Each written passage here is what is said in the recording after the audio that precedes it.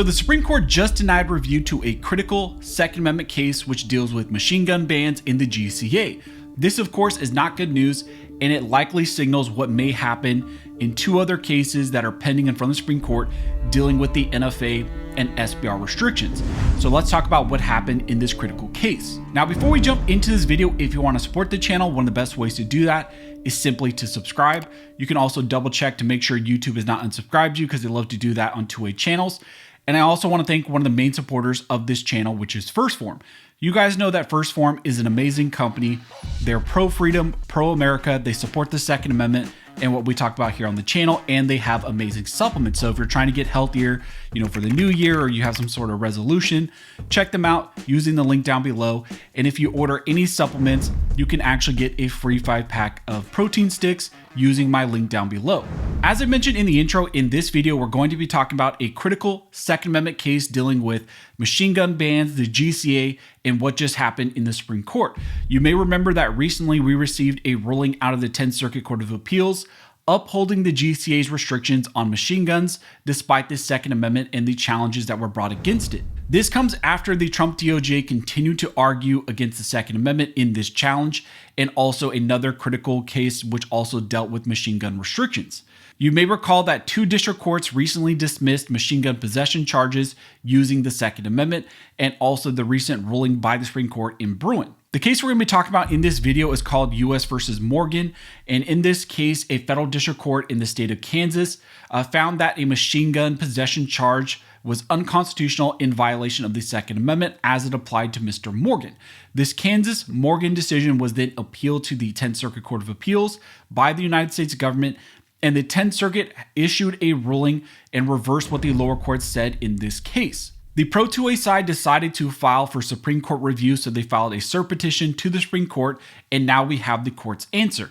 The Supreme Court has denied review to this machine gun challenge. They denied review this week in their order list, and therefore the 10th Circuit's ruling upholding the GCA will now stand. This denial by the Supreme Court also likely signals maybe a bad outcome in the 2 other cases which are pending in front of the Supreme Court dealing with the NFA and SBR restrictions.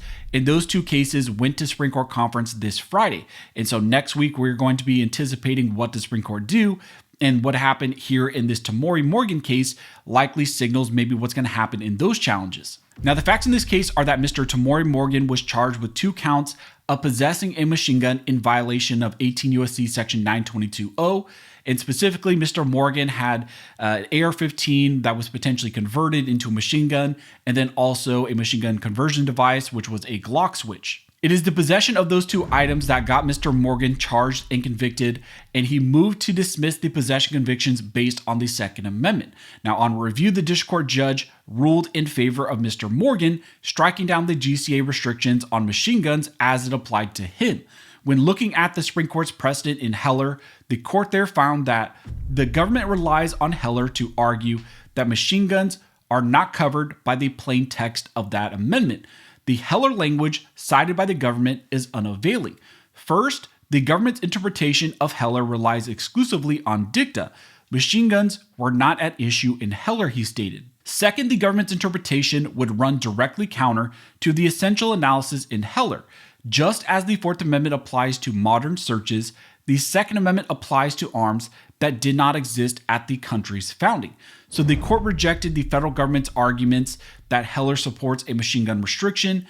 And now it's also important to note that the Morgan case, in that challenge, the federal government really put forward very little evidence or historical support to justify the federal laws. Instead, they kind of maybe got lazy, and they thought that the analysis would kind of end after the textual approach. They didn't really put forward a lot of historical evidence, and that was also one of the big reasons why the judge ruled against them. Well, after losing at the district court level, the federal government then appealed to the 10th Circuit Court of Appeals, and they asked for a reversal of that ruling.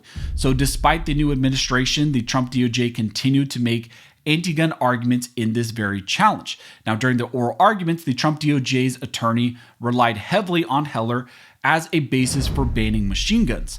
They pointed heavily to Heller's dicta on M16 rifles and rifles of the like being restricted and not covered by the Second Amendment. There was a lot of discussion about how to apply the Bruin analysis and if in common use for lawful purposes is a step 1 or step 2 historical and tradition question.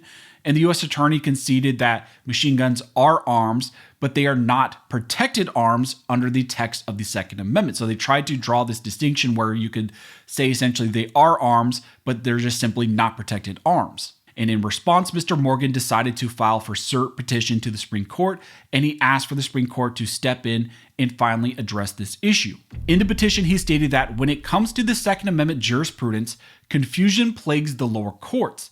As relevant here, the lower courts are conflicted over how to determine whether specific weapons qualify as arms under the Second Amendment's plain text. This threshold question, how to determine what constitute arms under the Second Amendment's plain text, has caused confusion among the courts generally. He goes on to state that that confusion will persist until the court definitively resolves the threshold question. Moreover, the issue is exceptionally important in that it involves a core threshold issue in the Second Amendment jurisprudence. That core issue affects who has the burden as well as what the party must prove to meet that burden. He went on to state that the 10th Circuit ruling is incorrect. It cannot be true that Mr. Morgan's guns do not constitute arms under the Second Amendment's plain text merely because they more quickly fire rounds than other identical firearms. Now, this case went to conference last Friday, and the following week we got the answer from the Supreme Court. In the Supreme Court's order list, they stated that they were denying review to this case, so they did not take this case for review. Instead, they're going to allow the 10th Circuit ruling to stand in this challenge. So they decided to not take up the machine gun Second Amendment issue. However, this may also give us some insight going forward into some other cases that are currently at conference that went to conference this last Friday. There are multiple cases that went to the Supreme Court dealing with the Second Amendment. You had 2 cases dealing with the NFA and SBR restrictions, and then also you had some state rifle bans and state magazine bans that also went to the same conference. Since the machine gun case was denied immediately, it could tell us that the NFA SBR cases, have maybe a slim chance to get reviewed by the Supreme Court. But if they are relisted after this conference, then maybe they have a better chance to get review. But it also could simply signal that these cases are probably going to be one and done, go to conference and denied immediately the following week, just the same way that the GCA Morgan case was as well. Now, even more interesting is the fact that the rifle and magazine ban cases went to the same conference during that Morgan conference where the Supreme Court considered this whole machine gun ban issue. Those issues were relisted and not outright denied like the machine gun ban case here. So you had the Viramontes case and the Duncan case that went to the same conference with this Morgan challenge. Those 2 were relisted, but this Morgan case was outright denied. So there maybe is a silver lining where if they were just going to outright reject review of the rifle ban cases and the magazine ban cases, they could have done the same thing as they did with the Morgan case. So maybe again, there's a silver lining that there is higher interest in a rifle ban and magazine ban case because they just were not outright rejected. But regardless, the machine gun ban case was denied review by the Supreme Court, and now we're going to be keeping our eyes on the other 2A cases that went to conference this Friday to see maybe if they end up sharing the same fate as this Morgan case. So unfortunately, that's what happened in this case. As we get more information, as things develop, I will let you guys know. If you like this video and you'd like to support the channel, one of the best ways to do that is simply to like, comment, and subscribe. All those things help to fuel the algorithm. You can also check out one of the 2 videos here on the screen that the YouTube algorithm thinks that you will find helpful. But as always, thank you guys so much for all of your support. And never forget, this nation was built by armed scholars, and this nation will be maintained by armed scholars.